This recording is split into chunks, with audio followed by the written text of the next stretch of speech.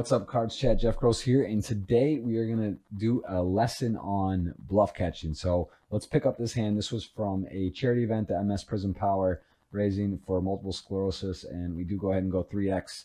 Open 5-6 suited, pretty standard hand. We got 100 big blinds, and we get flatted by a player. Pretty aggressive. We've been playing a lot of pots. I shouldn't say aggressive, but V-pipping, putting a lot of money in pots. So we get called, and we are going to, good starting hand, 5-6 suited. So we open up, get flatted. Well, he's got us covered, but we're pretty deep. So I think we'll fast forward a bit in the action, and it goes, I believe it might have gone, I think we just went heads up here, but yeah, so it goes heads up, and we get a really good flop, 6-4-3. So open-ended, backdoor flush draw, and top pair. It's hard to flop top pair with 6-5 suited. We do it, and we decide that we're going to lead out, actually. And here, I think we get raised, and we have to think about, now when we get raised, pretty small sizing, but we got to think about, what is our opponent doing? Is he trapping? Did he flat an overpair? Does he have flush draws? What hand does he have? So we decided we just, see where it's at, and we decided just call. Don't see a ton of reason of raising there. We get a pretty big brick, right? The 8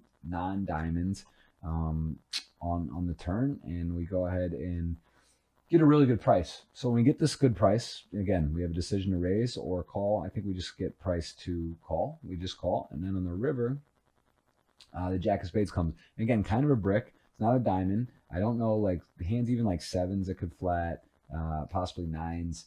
Probably, they may not go for a value bet. I think it's a little more unlikely here. So like when we get bet on the river, I tank for a long time here, but based on this player, I don't think he's got an overpair.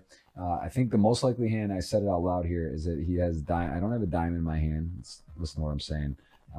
And I just sort of think that he's going to check back most hands. Now I could have Jack X with a diamond, but I think just this guy, oh, I don't like it. I mean, it's just like weird. He flatted pre, and he's just betting. The thing is, it doesn't make a ton of sense. Let's say it's like Jack with diamonds somehow, and now he's value betting a Jack. Like, it's kind of a weird one. I actually just don't believe the guy, but it's really close. I'm gonna look this up. Look at that.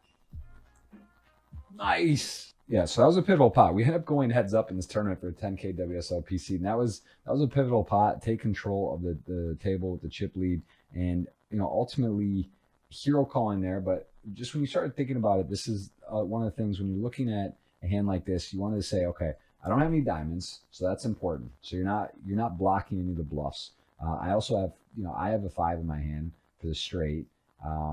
It's unlikely he's got 5-7, and then at some point, I opened.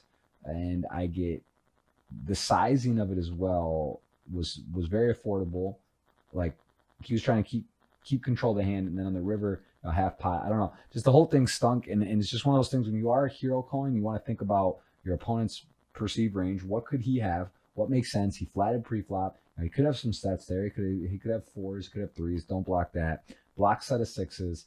I don't have any diamonds, so like you start thinking about all these things you don't have when you can check list several things that are good for key cards in your hand, and then key cards you don't have for the most immediate draws. This is a very good candidate for a bluff catch. And then of course you want to take in the position of the player, the position of yourself, what your perceived range is, what their perceived range is, what they're representing, and ultimately make a call. And of course, when the player is capable, that they're willing to bluff, they're willing to take chances, that is a